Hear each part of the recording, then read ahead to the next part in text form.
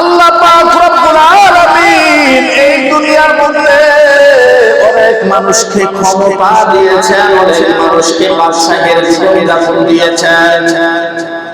এই বাদশাহের জীবন যাপন পাইয়া দুনিয়াকে পাইয়া তারা আখিরাত ভুলে গিয়েছে। আমি আল্লাহর নাফরমানি এমন কোন নাফরমানি নাই যেটা করে নাই। বান্দা শুনে রাখো, যে যত জালেম হোক না কেন, বান্দা আমি যাকে যেদিন পাকড়াও করব ওই দিন আর তার পালানোর কোনো জায়গা হবে না। যে যত বেশি এই দুনিয়ার মধ্যে জুলুম করেছে, নির্যাতন করেছে মানুষের উপর, আমার আল্লাহ যত বেশি নাফরমানি করেছে, আল্লাহ পাক রব্বুল আলামিন ফরমান, বান্দা আমি তাকে যেদিন পাকড়াও করব সেদিন সে পালানোর জায়গা পাবে না। ওই যে আপনাদের মনে নাই ফেরাউন যে নিজেকে খোদা দাবি করত, এত দুরন্ততার হয়েছিল, সে সকল মানুষের কাছে বলল আমি খোদা, আমাকে যদি রব হিসাবে না মানো আমি তোমাকে হত্যা করে ফেলবো।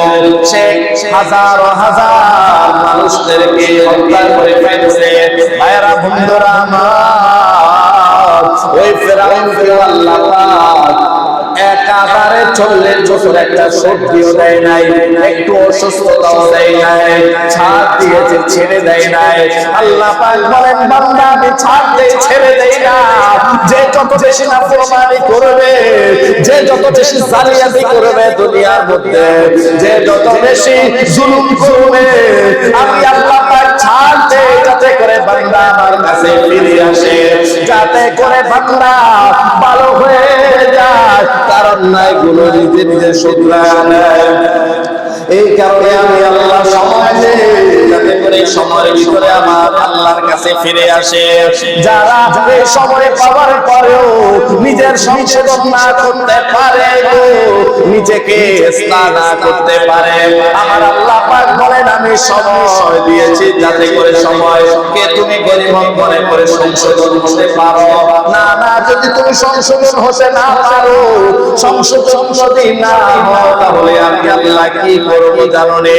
ওই ফেরাউন, যে ফেরাউন নিজেকে আল্লাহ বলে দাবি করত, তার এত বড় সাহস, স্পর্ধা, সে আল্লাহ বলে দাবি করত, 40 বছর যাবত তাকে কোন একটা সর্দিও দেয় নাই। ওই আল্লাহ পাক রব্বুল আলামিন তাকে লোহিত সাগরে ডুবায়া মারছে কিনা? আরে মারছে কিনা? তার তলোয়ার সহ লোহিত সাগরে আল্লাহ পাক সকলকে নিমজ্জিত করে ধ্বংস করে দিয়েছেন।